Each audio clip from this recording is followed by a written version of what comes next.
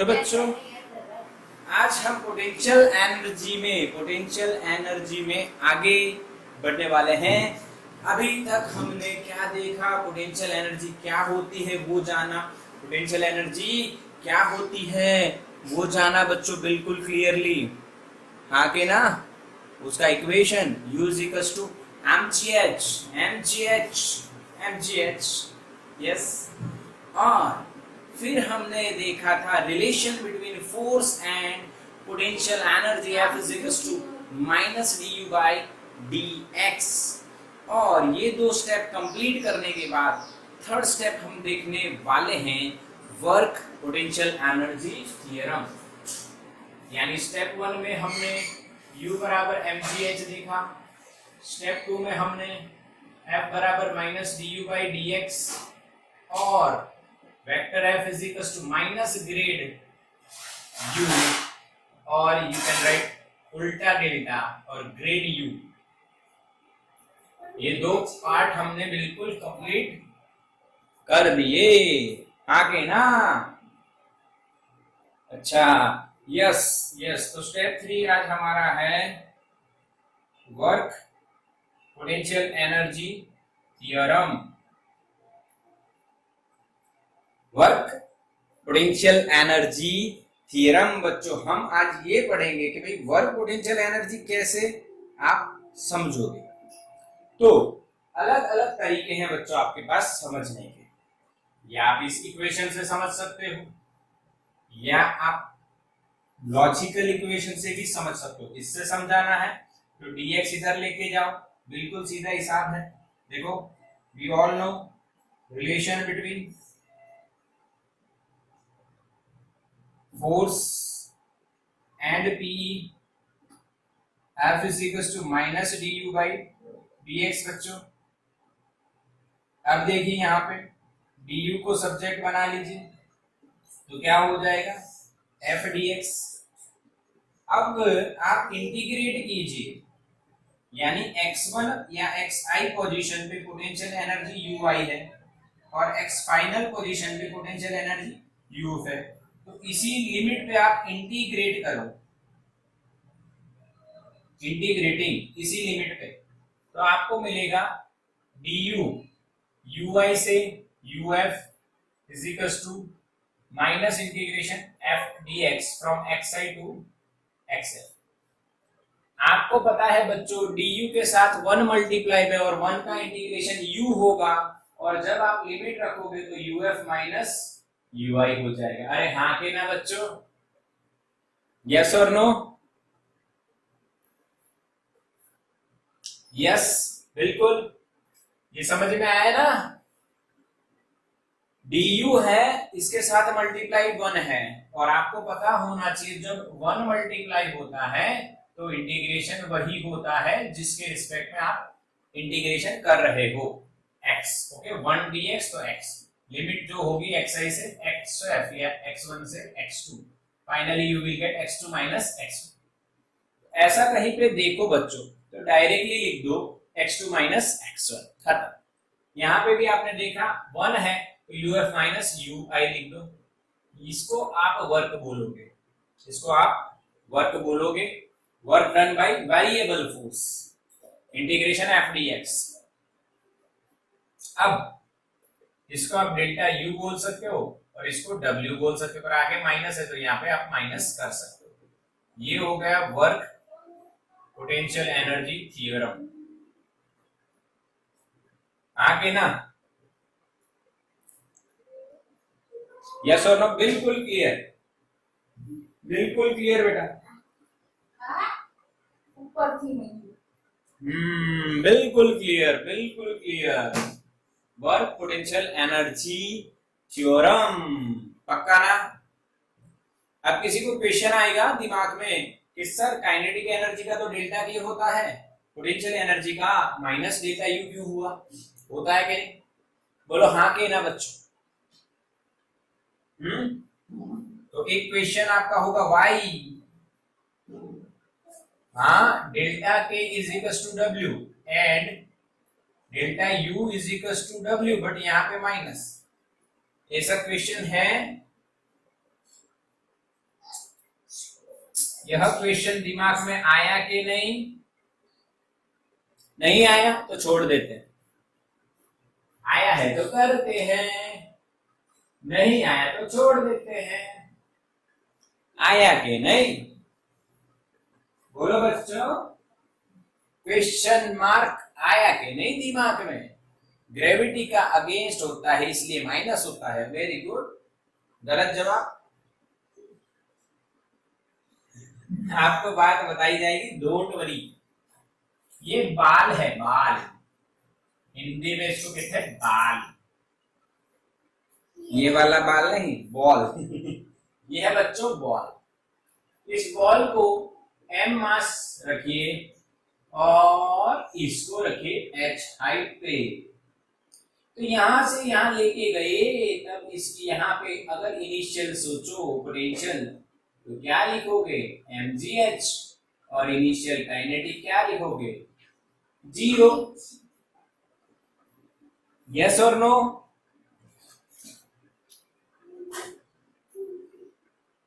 अरे हाँ कि ना बच्चों, रिप्लाई करो, नहीं तो ये देखा है ना।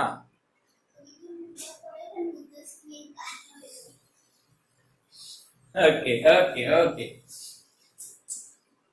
चलो तो इधर बात करते हैं। जब इसको आपने छोड़ा तो ये नीचे गिरेगी और ऐसे आवाज आएगी। जब वो यहाँ पे आएगी तब इसकी वेलोसिटी आपको पता है, √2gh फ्री फॉलिंग। अच्छा, तो यहाँ पे u फाइनल क्या हो जाएगी? 0। और u काइनेटिक फाइनल क्या होगी? Half mv²। तो देखो बच्चों, इधर से इधर जब आते हैं, नीचे जब हम आते हैं, पोटेंशियल एनर्जी डिक्रीज होती है, काइनेटिक एनर्जी इंक्रीज होती है। यस और नो? यह बॉल ऊपर यहाँ पे मैंने पकड़ी हुई है, तो इसकी काइनेटिक एनर्जी 0 है, पर पोटेंशियल एनर्जी कितनी है बच्चों? mgh। छोड़ेंगे तो जब ये सरफेस से टकराएगी तब इसकी काइनेटिक एनर्जी हो जाएगी हाफ mv²। और पोटेंशियल एनर्जी सरफेस पे पहुंचेगी तब कितनी हो जाएगी? 0। तो समझ में आया बच्चों? हाँ कि ना? दिमाग में बैठा। एक में एक, अगर डेल्टा के आपने पॉजिटिव लिया है तो डेल्टा यू नेगेटिव ही होना है। In terms of potential energy अगर आप बात करो तो किसी ऑब्जेक्ट को आप इस तरह से ऑब्जर्व करो।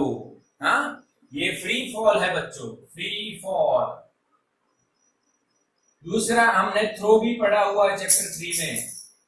थ्रो पढ़ा था, याद करो। m मास की जो बॉडी है उसको आपने v वेलोसिटी से फेंका है, तो ui इसका 0 है, ki इसका हाफ mv² है।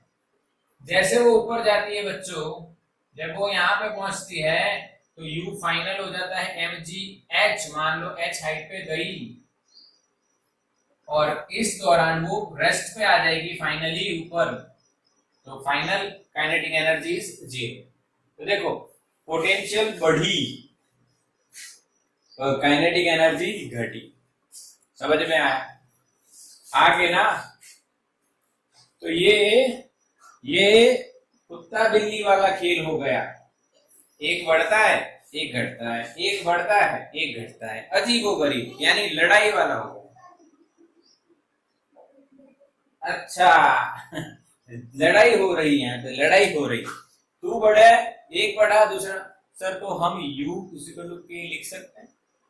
नहीं बच्चों, हम ऐसा लिखेंगे, delta k is equal to minus delta u। ऐसा हम लिख सकते हैं। If effect of resistance is ignored, क्योंकि यहाँ पे रेजिस्टेंस भी होगा ना, वो इग्नोर करते हैं। ठीक है, वो भी अभी बताऊंगा। ये आपका हो जाएगा बेटा law of conservation of mechanical energy, पर उस पर ज्यादा हम लोग अभी नहीं। अभी हमारा यही था जो आपको समझाना जरूरी था। स्क्रीनशॉट लो इसका, बिल्कुल ये है ना बच्चों, W is equal to minus delta you.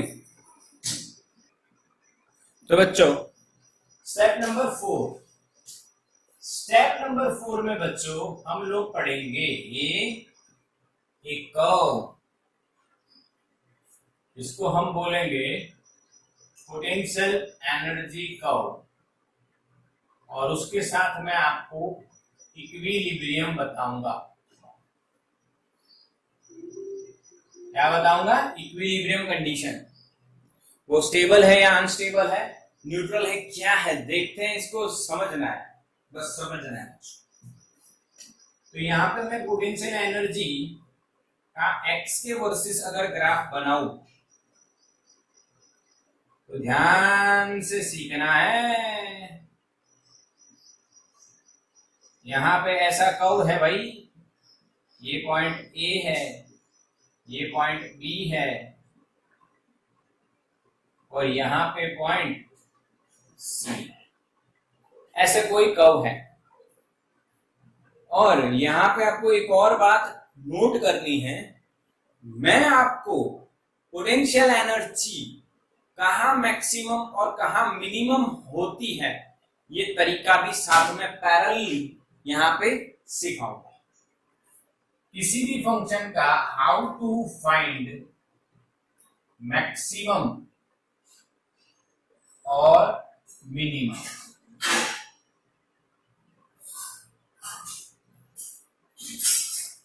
Okay, ये मैथ्स का एक टॉपिक है। मैं आपको सरलता से, ये शायद मैथ्स वाले 12th में पढ़ते हैं, शायद 11th या 12th में आता होगा शायद, तो ये वहां पे उनको आता है। मैं आपको यहाँ पे सिंपली वो जो स्टेप्स फॉलो करेंगे उनका कंसेप्ट बता देता हूँ। स्टेप 1, मान लो हम लोग किसी क्वांटिटी की बात करें पोटेंशियल एनर्जी की, तो सबसे पहले du by dx यानी कि उसके स्लोप को 0 कर दीजिए और उससे x फाइंड कीजिए। स्टेप 2, फर्स्ट देखो जिस भी क्वांटिटी का किस पॉइंट पे वो मिनिमम और मैक्सिमम हो रही है वो फाइंड करना है, तो उस क्वांटिटी का पहले डिफरेंशिएशन करके आप वो पॉइंट की वैल्यू निकाल लीजिए। जैसे कि यहाँ पे हमने x निकाल लेना है। सेकंड में सेकंड ऑर्डर डिफरेंशिएशन करिए उसका, अगर वो ग्रेटर देन 0 है या वो लेस देन 0 या वो इक्वल टू 0 है, इसका मतलब ये कांस्टेंट आएगा। ये 0 अगर आ जाता है तो उसके बाद यहाँ पे 0 कर दिए, ये देखो ग्रेटर देन आया अगर इसका सेकंड ऑर्डर, तो यहाँ पे आपको मिनिमम मिलेगी, u मिनिमम है, और अगर लेस देन आया तो मैक्सिमम है। u की वैल्यू आप समझ रहे हो मेरी बात। तीसरा केस भी बताऊंगा, u मिनिमम एट x और यहाँ पे मैक्सिमम। 2 स्टेप हैं, समझ में आया बच्चों? कंसेप्ट नहीं बता रहा हूं, पहले स्टेप बता रहा हूं, फिर हम कंसेप्ट सीखेंगे। पहले फर्स्ट ऑर्डर डिफरेंशिएशन को 0 करके x फाइंड कर लीजिए, फिर उसका सेकंड ऑर्डर डिफरेंशिएशन करो, तो अगर वो ग्रेटर देन 0 मिलता है तो मिनिमम है, और लेस देन 0 मिलता है तो मैक्सिमम है, उसी पॉइंट पे जो यहाँ पे मिला है। अब ऐसा किस तरह से होता है ये यहाँ पे बताया जाए। आप सभी को ये ग्राफ समझ में आया कि नहीं? हाँ, यस और नो? यस और नो? यानी पोटेंशियल एनर्जी की वैल्यू कुछ इस तरह से डिस्टेंस के साथ चेंज हो रही है। अब आपको एक इक्वेशन दिया हो पोटेंशियल एनर्जी का, 2 तरह के इक्वेशन होंगे। आपको जनरली एक इक्वेशन दिया होगा u of x is equals to ax square plus bx, उसका ऐसा ग्राफ बनता होगा। अब आपको कहां पे मिनिमम एनर्जी कहां पे मैक्सिमम एनर्जी है पोटेंशियल वो फाइंड करना है। तो सबसे पहली स्टेप ध्यान से देखना है, समझना है बेटा। 3 तरह के इक्विलिब्रियम होते हैं, स्टेबल, अनस्टेबल एंड न्यूट्रल। तो कौन सा इक्विलिब्रियम है वो फाइंड करने के लिए आपको कैसे समझना है स्टेप्स को, वो मैं बताता हूं। तो सबसे पहले इक्विलिब्रियम होगा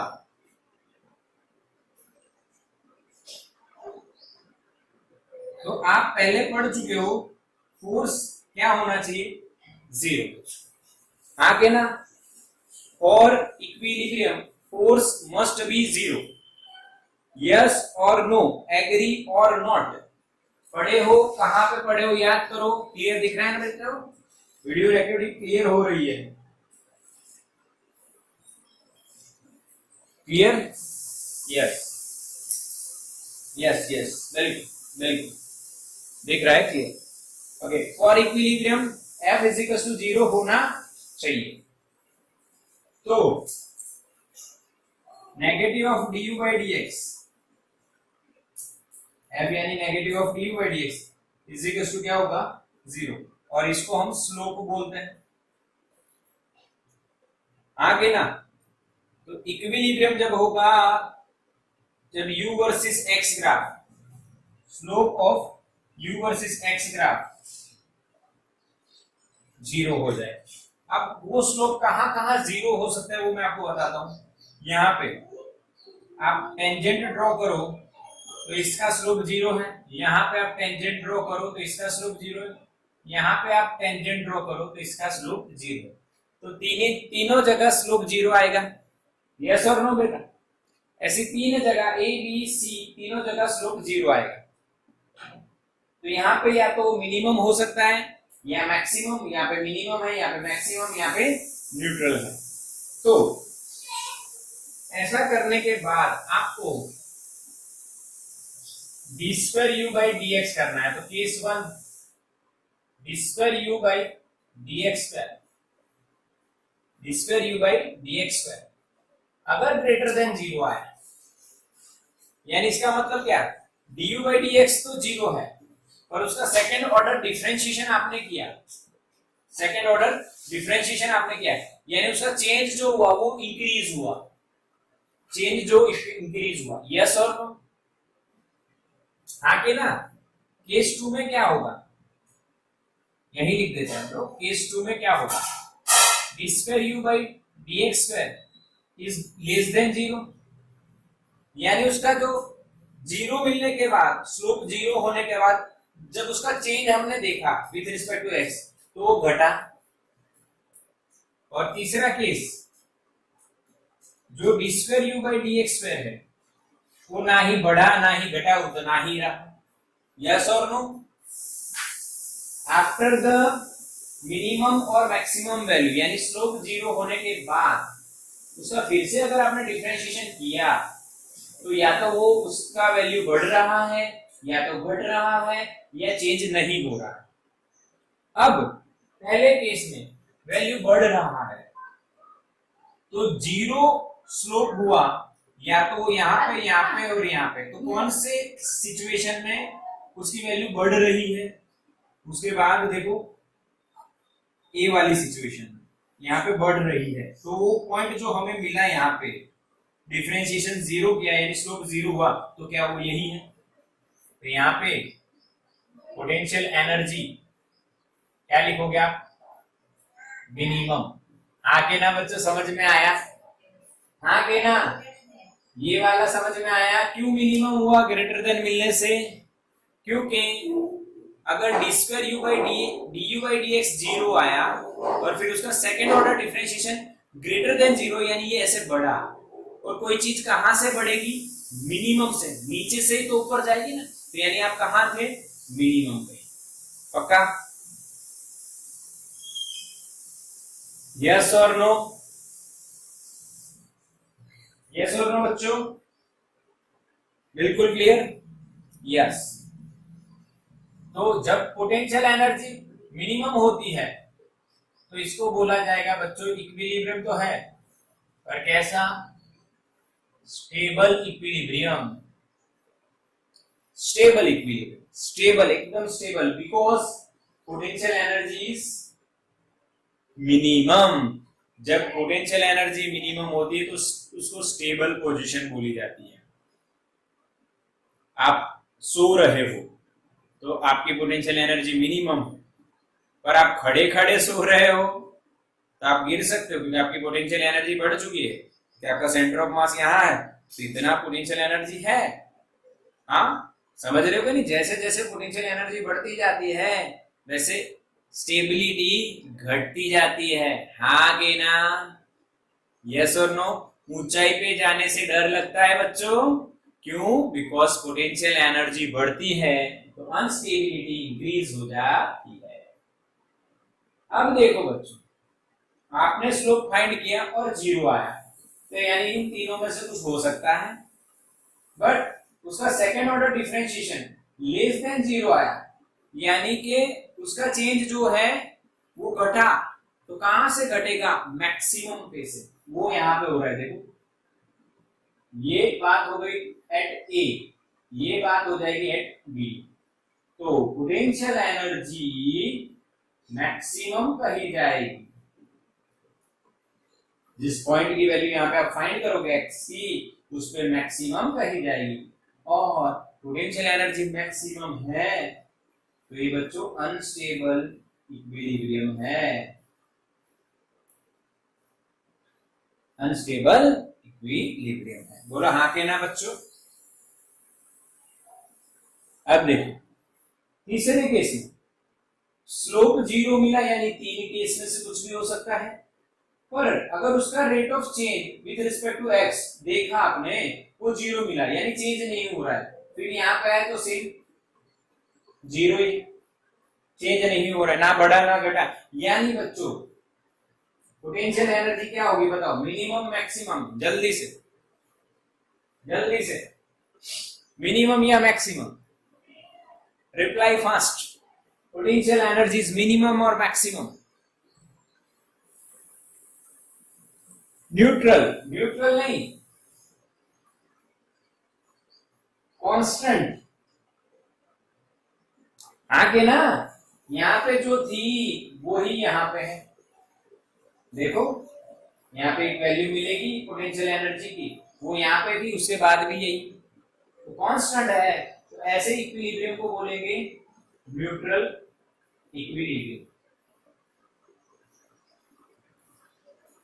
बोलो समझ में आया बच्चों? हाँ के ना? हाँ के ना मेरे बच्चों? यस, ये कंसेप्ट फील करने जैसा है, बहुत बहुत बढ़िया कॉन्सेप्ट है। यू कैन फील इट, मैं आपको फील करवा सकता हूं। आओ एक और बढ़िया बढ़िया बढ़िया लॉजिक देता हूं। तो कोई नोटबुक मिल जाए तो? हाँ मिल गई, नोटबुक नहीं मिली तो कुछ तो मिला है। आपको बढ़िया कंसेप्ट देता हूं, देखो देखो समझाता हूं, एक ही बात समझाता हूं। यहां पे है ये बॉल, गिर गई वापिस आ गई, यहां पे। अब इसको आप डिस्प्लेस करोगे और छोड़ दोगे तो वापिस उसी पोजीशन पे आ जाएगी। आगे ना, आप ऊपर लेके गए, आप ऊपर लेके गए और इसको छोड़ोगे तो वापिस वहीं आ जाएगी, स्टेबल ही नहीं रहती है। चलो ठीक, देखो यहाँ पे थी बच्चों, अब तो पकड़ ही लेता हूं, ले चल अब हिल के बता, अब तो ऐसे भी नहीं गिरेगी। ओके, ए पे है, तो आपको चेक करना है mechanically, if you want to check that potential energy is maximum, minimum और neutral, then what you have to do, just displace the object from its position. तो मैंने इसको डिस्प्लेस किया और छोड़ दो तो वो उसकी इनिशियल पोजीशन पे वापस आ जाए ना, तो पोटेंशियल एनर्जी कितनी है? मिनिमम है। मैक्सिमम के लिए सोचो, अगर ये यहां पे है तो अब इसको थोड़ा सा डिस्प्लेस करो और छोड़ दो, तो ये इसकी ओरिजिनल पोजीशन वापस गेन नहीं करेगी, तो मैक्सिमम पोटेंशियल एनर्जी पे थी। न्यूट्रल की बात करें तो आप इसको ऐसे छोड़ दो, डिस्प्लेस कर दो, तो वो वहां पे वापस नहीं आएगी, बट उसकी पोटेंशियल एनर्जी भी चेंज नहीं होगी। हॉरिजॉन्टल सरफेस पे जब वो चल रही है तब उसको क्या बोला जाएगा? Neutral equilibrium. बोलो बच्चों, फील हुआ कि नहीं? यस और no? Another way, mechanically you can identify that body is in stable, unstable or neutral equilibrium. If body is at minimum potential energy, then if we displace that from its position, then it will come back in its original position. Then we can say it is at the point at which the potential energy is minimum, and this type of equilibrium is called stable. देखो मन में गांठ बांध दो, ये 12th में भी आएगा। किसी भी चीज में अगर आपको स्टेबल इक्विलिब्रियम दिख रहा है, इसका मतलब क्या होगा, आप उसकी मीन पोजीशन से उसको हटाओ, अगर वो वापस आ गया तो स्टेबल, अगर नहीं आया तो अनस्टेबल। यस और नो बच्चों, पता चला? हाँ, इक्वल टू 0 तो न्यूट्रल इक्विलिब्रियम है, ठीक है? बोलो पक्का? इसके सम्स आएंगे, इसके सम्स आएंगे जेई के लिए, जेई के लिए खास इसके सम्स होते हैं फॉर JEE, एंड नीट के लिए हो सकता है अच्छे क्वेश्चन है, पर JEE वाले खास ये ध्यान रखना है, यही मैथ्स में भी आएगा और फिजिक्स में, पर आपको कंसेप्ट पता है, स्क्रीनशॉट ले लो। चलो बच्चों, अब हम लोग स्टेप नंबर 5 की बात कर लेते हैं। स्टेप नंबर 5 जो आपको पता है क्या है, कंजर्वेटिव और नॉन कंजर्वेटिव फोर्सेस किसे कहते हैं, यह हम पढ़ेंगे, यह हम बच्चों पढ़ने वाले हैं।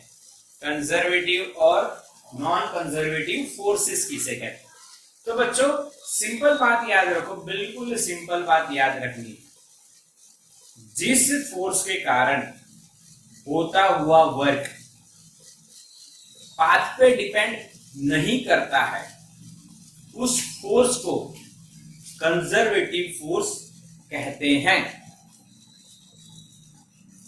जिस फोर्स के कारण होता हुआ वर्क अगर पाथ पे डिपेंड नहीं करता है तो उसे कंजर्वेटिव फोर्स कहते हैं, अगर वो पाथ पे डिपेंड करता है तो हो जाता है नॉन कंजर्वेटिव। नॉन कंजर्वेटिव समझ में आ गया बच्चों? If the work done by a force is independent on path, then force is conservative.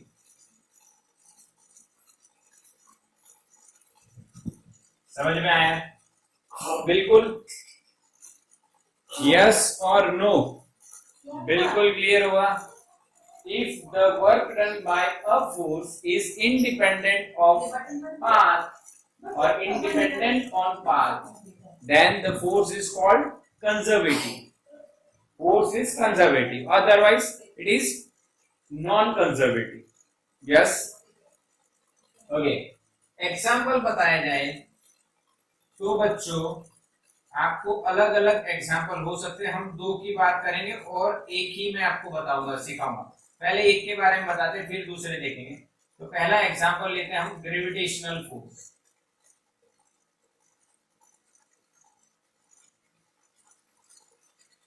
Gravitational force conservative है, ग्रेविटेशनल फोर्स कंजर्वेटिव है। ये कैसे मैं आपको बताता हूं, देखिए प्रूव करते हैं। ये सरफेस ऑफ द अर्थ है और यहाँ पे एक मास m रखा हुआ है, इस पे जो फोर्स लगेगा उसको ग्रेविटेशनल फोर्स बोलेंगे। Due to gravity mg is the force which is called gravitational force. बराबर है? समझ में आ रहा है कि नहीं? यस और नो? ओके। अब मैं इसको h हाइट पे लेके आता हूं, यानी यहां से हमने इसको h जितना सीधा सीधा रास्ते पे डिस्प्लेस किया यहां पे लेकर, तो मैं लिखता हूं work done by gravitational force WG बराबर F D cos theta, F की वैल्यू mg, डिस्प्लेसमेंट करवाया h, कॉस की वैल्यू एंगल कितना बच्चों 180, क्योंकि h ऊपर है और ये नीचे है। यहाँ पे जो h और ये d लिखा जा रहा है ये डिस्प्लेसमेंट है बच्चों, ये डिस्प्लेसमेंट है। Answer is minus mgh। समझ में आया बच्चों? बिल्कुल क्लियर दिख रहा है? बिल्कुल क्लियर दिख रहा है? यस और नो? यस, बिल्कुल समझ में आना चाहिए आप लोगों को। इस डायग्राम में आपको कोई डाउट लग रहा है बच्चों? ये आपको समझ में नहीं आया ऐसा कुछ मैंने कहा आपको? यस और नो?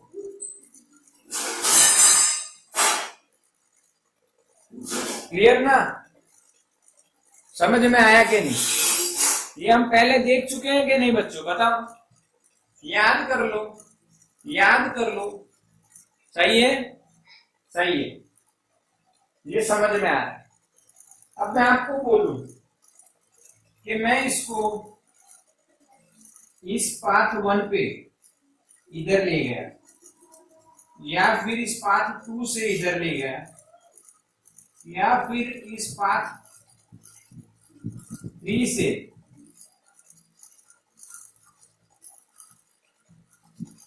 इधर ले गया, इन तीनों पाथ के दौरान आप अगर इसकी जो वर्क डन है ड्यू टू ग्रेविटेशनल फोर्स वो फाइंड करोगे, क्या बच्चों यही आंसर आएगा माइनस mgh? यस और नो? बोलो हाँ के ना बच्चों? यस और नो? यस। तो इसका मतलब ग्रेविटेशनल फोर्स कैसा हुआ? कैसा हुआ? कंजर्वेटिव। और भी एग्जांपल है जो हम आगे देखेंगे। स्टैटिक इलेक्ट्रिक फोर्स, ये 12th में आएगा, 12th में पढ़ेंगे, ये भी कंजर्वेटिव है। तीसरा एग्जांपल आपको देता हूं, स्प्रिंग में जो फोर्स लगता है वो तो हम इसके बाद ही देखेंगे। इस थियरी के 2-3 थियरी की थियरी लगभग खत्म हो जाएगा, इसी चैप्टर में आएगा ये स्प्रिंग फोर्स। तो 11th का चैप्टर 6 है, इसमें आएगा। और एक और एग्जांपल इंटरमोलिक्यूलर फोर्स होता है जो केमिस्ट्री में आप पढ़ रहे हो, वो भी होता है। ये सारे फोर्स कंजर्वेटिव हैं, ठीक है? ये सारे फोर्स कंजर्वेटिव हैं बच्चों, याद होना चाहिए। बिल्कुल क्लियर है ना? आगे ना बच्चों, बिल्कुल क्लियर? हाँ, यानी इन सभी में भी ऐसा ही होता होगा, इन सभी में भी ऐसा ही होता होगा। यस और नो बच्चों? बिल्कुल क्लियर? यस। अब इसमें बात एक और समझनी है आपको, एक इंपॉर्टेंट नोट और बता दें, 2 बता देते हैं। इंडिपेंडेंट ऑफ पाथ है तो किस पे डिपेंड करता है? Depends on initial and final position. अरे हाँ के ना बच्चों? बिकॉज यहाँ पे डिस्प्लेसमेंट आता है, डिस्प्लेसमेंट जो है इनिशियल और फाइनल पोजीशन पे डिपेंड करती है, दैट्स व्हाई ये नोट बन जाती है। दूसरी एक इंपॉर्टेंट बात है बच्चों, दूसरी एक इंपॉर्टेंट बात है, वो समझना है कि भाई वर्क डन, ये अच्छा ये रहने दीजिए, ये तो नोट कर लिया आपने। यहाँ पे एक स्पेशल पॉइंट में लिखवा देता हूं आपको, for conservative force work done on close path और close cycle is zero, always zero, is always zero बच्चों। Work done on the close path is always zero. इसका भी आपको प्रूफ देता हूं। देखो, आप एक m मास की बॉडी को h हाइट पे लेके गए और वापिस उसको h हाइट पे से वापिस उसको ग्राउंड पे लेके आए, तो ये पोजीशन आप बोलो A और ये पोजीशन आप बोलो B। तो उसको A से B ले गए और B से A लेके आए, तो साइक्लिक प्रोसेस हो गई। कौन सी प्रोसेस हो गई बच्चों? Cyclic process. क्लियर ना? For conservative force work done on close path, और साइक्लिक प्रोसेस हो उसमें work done by conservative force is always zero. कैसे बच्चों? यानी A से B लेके गए और B से A आया, तो work done by gravitational force क्या होता है वो हम निकालते हैं। देखो, इस सिचुएशन में हम यहाँ पे m मास को सोचें तो mg नीचे लग रहा है, और यहाँ पे भी m मास को सोचें mg नीचे लग रहा है। क्योंकि भाई वर्क डन कैसे निकालना है? By gravitational force.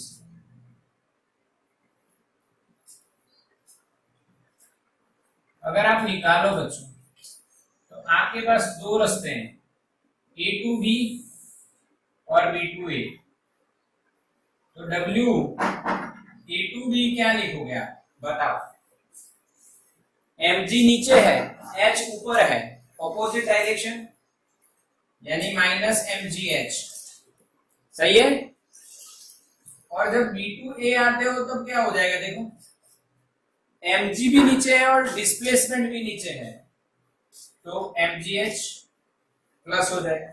तो यहां पे लिखेंगे work done on close path, W is equal to A से B गए प्लस B से A आए, तो आंसर क्या आएगा बच्चों? जीरो। तो ऐसे फोर्स को हम कौन सा फोर्स बोलते हैं? Conservative force. बोलो, क्लियर हुआ कि नहीं? बढ़िया कि नहीं? समझ में आया कि नहीं बच्चों? बिल्कुल तरीका सिंपल है कि अगर कंजर्वेटिव है तो वो क्लोज पाथ पे वर्क जो टोटल गिनोगे वो जीरो आ जाएगा। कंजर्वेटिव किसे कहते हैं? कि जिस फोर्स के कारण वर्क हो और वो वर्क पाथ पे नहीं, इनिशियल और फाइनल पोजीशन पे डिपेंड करे, तो उसको हम कंजर्वेटिव बोलते हैं। ठीक है बच्चों? तो स्क्रीनशॉट ले लो इसका फटाफट। चलो, टेक स्क्रीनशॉट। अब मैं आपको नॉन कंजर्वेटिव भी बता ही देता हूं। क्या बता देता हूं बच्चों? Non conservative. Okay, done. चलो, अब हम किसकी बात करेंगे भाई? नॉन कंजर्वेटिव फोर्स की, जिसमें इसका बिल्कुल उल्टा होगा। यानी उसको याद रखना या रट्टा मारना कोई जरूरी नहीं है। Work done by a force is depending on path, then the force is called conservative force। खत्म। non conservative, सॉरी भाई, उसको नॉन कंजर्वेटिव बोलेंगे। when the work done by a force depends on the path followed by the body, then the force is called non-conservative। or simple, work done depends on path, work done on closed path is not zero। उसमें zero होता है, इसमें zero नहीं होगा। एक बार prove करके बता देता हूं एग्जाम्पल के साथ। ऐसा कौन सा फोर्स है? ऐसा है फ्रिक्शनल फोर्स, फ्रिक्शन। अब आपको देखो, मैं बताता हूं, यहां पे समझना। ये ए पोजीशन से बी पोजीशन पे हमने एक बॉक्स को लेके जाना है, ये एक्सटर्नल फोर्स लगाया, ओके, और यहाँ पे फ्रिक्शन लगेगा। तो work done by friction from A to B क्या होगा बच्चों? डिस्प्लेसमेंट मान लो d है, क्या लिखा जाएगा? एफ डी, और क्या आएगा आगे? माइनस। और जब आप उसको b से वापिस a पे लेके आओगे, एक्सटर्नल फोर्स तो लगाओगे, डिस्प्लेसमेंट इधर करवाओगे d, इसमें जो डिस्प्लेसमेंट है वो a से b हो रही है, इसमें b से a हो रही है, तो फ्रिक्शन ऑलवेज मोशन के ऑपोजिट में लगेगा। तो यहाँ पे work done by friction b to a के लिए क्या होगा? अगेन माइनस एफ डी, क्योंकि d इधर है, फ्रिक्शन इधर है, इसमें डिस्प्लेसमेंट इधर थी तो फ्रिक्शन इधर था। तो total work W is equals to WAB plus WBA is equals to minus 2FD is not equals to 0। आगे ना बच्चों समझ में आया कि नहीं? बताओ, क्लियर करो।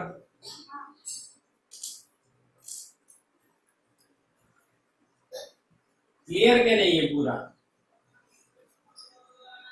यानी आप अब जेई नीट की जो नोट्स बनाओगे उसमें आप डिफरेंशिएट कर सकते हो भाई कंजर्वेटिव क्या और नॉन कंजर्वेटिव क्या। बोलो आपका क्लियर टॉपिक? यस और नो बच्चों? पाथ पे डिपेंड करता है आप कौन सा पाथ फॉलो करते हो। तो सिंपल मैंने एक एग्जांपल दिया कि क्लोज पाथ पे वर्क जीरो नहीं होता है, तो उसको हम बोलेंगे नॉन कंजर्वेटिव फोर्स। पक्का कि नहीं? यस और नो? बिल्कुल समझ में आ गया बच्चों, कोई डाउट इसमें नहीं आपको रखना है, नहीं रखना है।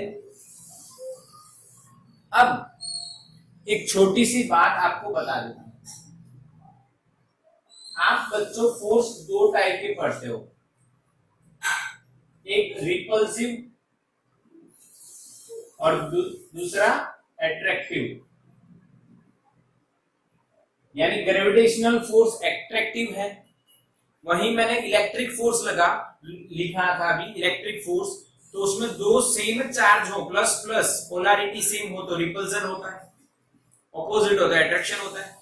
तो ऐसे केस में आपको किस तरह से समझना है, ध्यान से देखिए। यहाँ पे मैं पोटेंशियल एनर्जी वर्सेस आर का ग्राफ बनाता हूं, या जीरो मान लीजिए। अगर रिपल्सिव फोर्स है तो उसका ग्राफ इस तरह से बनता है, अगर एट्रैक्टिव है तो उसका ग्राफ इधर बनेगा। यहां पे u नेगेटिव है और यहां पे u पॉजिटिव है। यानी कि बच्चों यहां पे जैसा r इंक्रीज होगा तो पोटेंशियल एनर्जी डिक्रीज होगी, और एट्रैक्टिव के लिए जैसे r इंक्रीज होगा तो potential energy negative to zero जा रही है, यानी इंक्रीज हो रही, इंक्रीज हो रही। यस और नो बच्चों? हाँ, समझ रहे हो क्या? ये आप 12th में मैं आपको और बढ़िया से बताऊंगा, और बढ़िया से बताऊंगा। केमिस्ट्री में भी शायद ऐसा कुछ आप देख सकते हो, क्योंकि जब इंटरमोलिकुलर फोर्स आते हैं तो जो स्ट्रॉन्ग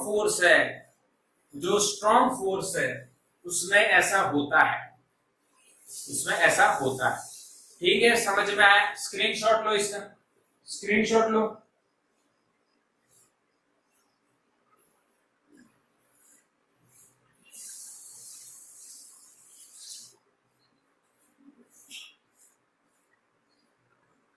ओके, यस, बिल्कुल क्लियर, बिल्कुल क्लियर। यानी एक बच्चे का मैसेज था, सर ऐसा क्यों, ऐसा क्यों? तो ये बच्चों हम इलेक्ट्रिक में पढ़ेंगे। अब देखो, आपको मैंने बताया फोर्स कंजर्वेटिव और नॉन कंजर्वेटिव होता है। अब ये जो फोर्स लगता है ये फील्ड के कारण लगता है। जैसे ग्रेविटेशनल फील्ड है तो ग्रेविटी का फोर्स है, ग्रेविटेशनल फोर्स क्यों है? ग्रेविटेशनल फील्ड के कारण। उसी तरह से इलेक्ट्रिक फोर्स इलेक्ट्रिक फील्ड के कारण है। तो जो फील्ड है कंजर्वेटिव है या नॉन कंजर्वेटिव है, फोर्स कंजर्वेटिव है या नॉन कंजर्वेटिव है ये जानना है तो सिंपल ये हिसाब लगाइए, अगर R बढ़ा और U बढ़ा तो एट्रैक्टिव हाँ के ना, यानी समझ में आ रहा है ना, क्लियर के नहीं, एट्रैक्टिव है कि नहीं है, रिपल्सिव है ये नहीं है, ये इसके से R बढ़ेगा और U घटेगा तो ये रिपल्सिव, सिंपल हिसाब है from this graph. Okay, yes और नो बच्चों, क्लियर है? तो इसका स्क्रीनशॉट ले लो। आज का सेशन हमारा यही खत्म होता है। बढ़िया से पोटेंशियल एनर्जी आपको खत्म हो चुकी है। हाँ, ये बात आपके डाउट क्यों रहेगी, क्योंकि पोटेंशियल एनर्जी का जो इक्वेशन है बच्चों वो U is equal to K Q1 Q2 over R आता है इन इलेक्ट्रिक, प्रोपोर्शनल टू 1/R होता है, यानी वो आप 12th में पढ़ोगे। अभी ये स्क्रीनशॉट ले लीजिए।